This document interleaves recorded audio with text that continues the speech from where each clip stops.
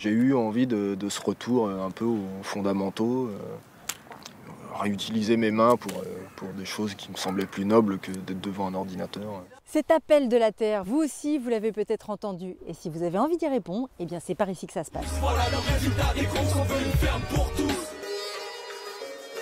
Premier conseil, testez votre motivation et vos capacités à faire ce métier. Pour ça, le woofing est une bonne solution. Vous travaillez tout en étant nourri et logé. Fanny et Karine ont choisi cette option. La première était dans la finance, la seconde restauratrice. On veut apprendre le métier de maraîcher, de maraîchère.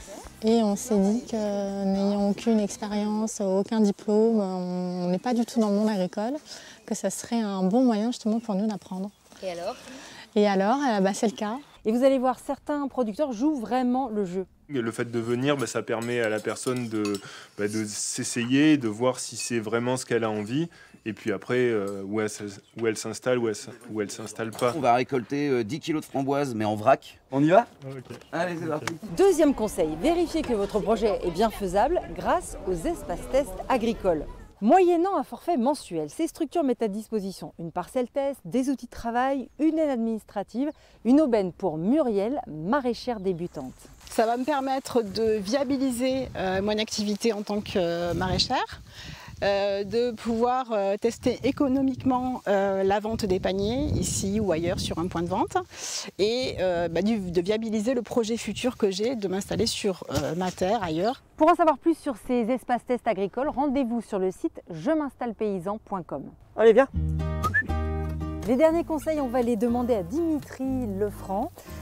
Dimitri travaillait dans l'encadrement, dans l'agroalimentaire il y a quelques temps. Et puis un jour, il a décidé de tout quitter pour devenir éleveur caprin. Et on va lui demander comment ça s'est passé. Allez, viens mes belles, viens.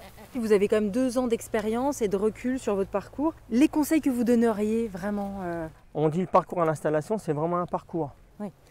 Du combattant, on pourrait rajouter ou pas?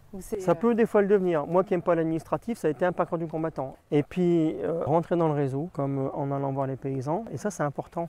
Parce que quand vous commencez à être connu avant de démarrer votre activité, c'est plus facile quand même que quand vous ne l'êtes pas. Et puis avoir du courage.